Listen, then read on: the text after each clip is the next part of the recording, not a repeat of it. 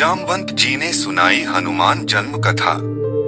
सीता की खोज में निकला वानर दल हनुमान को उनका विस्मृत बल याद दिलाता है कि किस प्रकार उन्होंने अपने बचपन में सूर्य को एक फल समझकर अपने मुंह में भर लिया था। इससे तीनों लोक में अंधकार छा गया था। जब देवताओं ने आकर विनती की तब उन्होंने सूर्य को छोड़कर कष्ट निवारण किया था। जामवंत हनुमान को यह भी याद दिलाते हैं कि वे हर दिन राम का नाम जपते रहे हैं और आज जब राम का काम आन पड़ा है तो उन्हें इसे पूर्ण करने के लिए अपना बल कौशल दिखाना होगा। बजरंग बली श्राप से मुक्त होते हैं, उन्हें अपना बल याद आता है और वे समुद्र लांघने के लिए उड़ान भरते हैं। समुद्र के गर्भ से मैनाक पर्वत उभरता है और हनुमान से उसके शिखर पर कुछ देर विश्राम करने का निवेदन करता है, किंतु हनुमान को रामकाज किए बिना चैन कहा, सो वे बिना रुके अपनी यात्रा जारी रखते हैं। हनुमान के मार्ग में सुरसा राक्षसी उन्हें अपना आहार बनाने के लिए मुख खोले आती है। हनुमान सुरसा से निवेदन करते हैं कि वे सीता का पता लगाने के बाद वे स्वयं उसका आहार बनने के लिए वापस आ जाएंगे। सुरसा हनुमान को बताती है कि उसे ब्रह्मा का वरदान है, उसे लांघ कर कोई आगे नहीं जा सकता, इसलिए हनुमान को उसके मुंह के अंदर जाना ही पड़ेगा। हनुमान इस विपत्ति को टालने के लिए बल नहीं, बुद्धि का सहारा लेते हैं। वे अपना आकार बहुत बड़ा कर लेते हैं। उनको मुंह में समाने के लिए सुरसा को अपना बदन बढ़ाना पड़ता है। तभी हनुमान अति लघु रूप कर लेते हैं और सुरसा के मुख में प्रवेश कर फुर्ती से बाहर निकल आते हैं। इस तरह ब्रह्मा के वरदान की रक्षा भी हो जाती है। राक्षसी सुरसा भी एक सुंदर नारी में परिवर्तित होकर बताती है कि वो नागमाता है और देवताओं के कहने पर वो उनके बल और बुद्धि की परीक्षा लेने आई थी। हनुमान के रास्ते एक और विचित्र बाधा आती है। बीच समुद्र में सिहिका निशाचरी रहती है। वो आकाश में उड़ने वाले पंछियों को उनकी परछाई से पकड़कर खा जाती थी। सिहिका ने पानी में हनुमान की छाया को अपनी मुट्ठी में कैद कर लिया तो आकाश हनुमान का उड़ना रुक गया। सिहिका हनुमान की परछाई को पकड़कर उन्हें नीचे उतार लाती है और अपने मुख में रख लेती है। तब हनुमान गदा प्रहार से उसका मस्तिष्क फाड़कर बाहर निकल आते हैं। सिहिका का प्राणांत होता है। हनुमान 7 योजन समंदर पार करके लंका की पृथ्वी पर उतरते हैं और अति सूक्ष्म रूप धारण कर लंका में प्रवेश का प्रयास करते हैं, लेकिन लंका की नगर देवी लंकिनी की दृष्टि उन पर पड़ जाती है। वो हनुमान को रोकती है। हनुमान विशाल आकार धारण कर लंकिनी पर गदा से प्रहार करते हैं। घायल लंकिनी बताती है कि ब्रह्मा ने उससे कहा था कि जब वो किसी वानर एक प्रहार से परास्त हो जाए तो समझ ले कि लंका के विनाश का समय आ गया है। वो हनुमान को अंदर जाने देती है।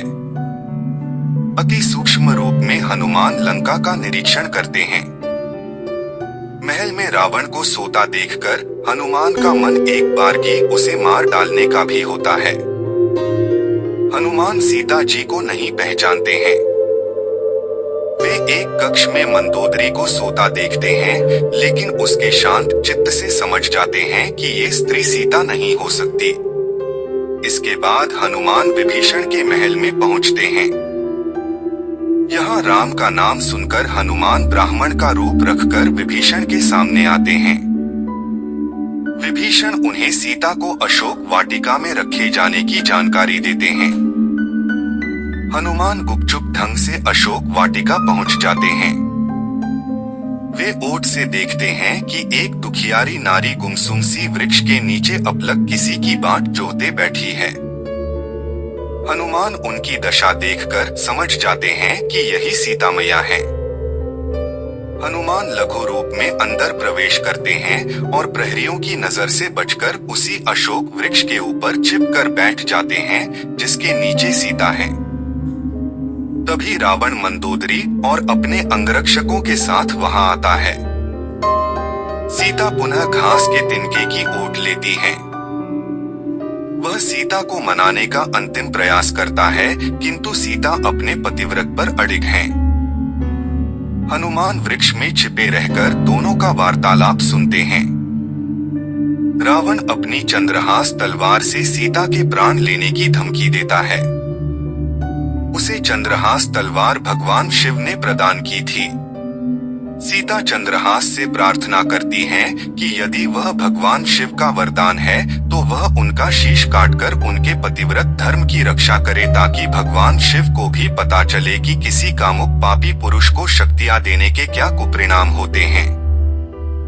रावण सीता को मारने के लिए चंद्रहास उठाता है। मंदोदरी रावण का हाथ पकड़ लेती है और आतिथ्य में रहने वाली स्त्री की हत्या को नीति विरुद्ध बताकर उसे रोकने में सफल होती है। रावण सीता को 2 मास का और समय देकर चला जाता है। राक्षसियां सीता को रावण से विवाह करने हेतु डराती हैं।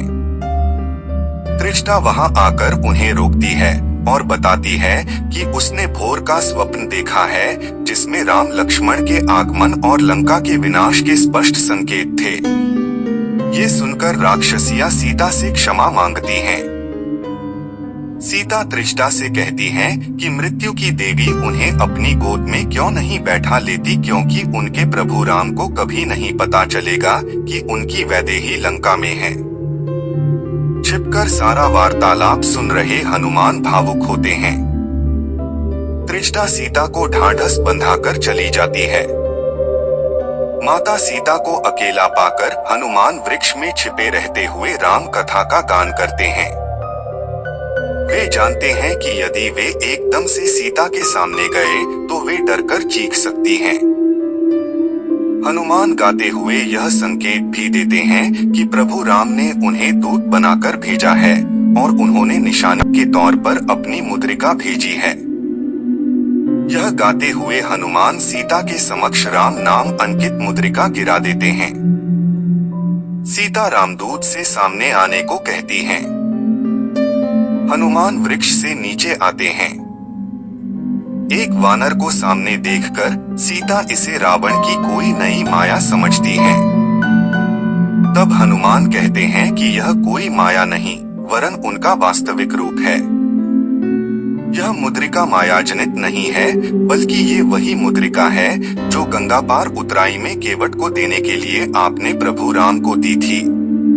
हनुमान सीता को विश्वास दिलाने के लिए रावण द्वारा हरण के समय उनके द्वारा पल्लू में बांधकर आभूषण फेंकने की घटना भी बताते हैं और पल्लू के उस टुकड़े को देखकर राम कितना भाव विह्वल हुए थे, माता सीता को इसका वर्णन भी करते हैं। हनुमान सीता को ढांढस देते हैं कि अब उनके द्वारा यह पता लगते ही कि सीता लंका में है, वे तनिक देर किए बिना यहाँ पहुँचेंगे।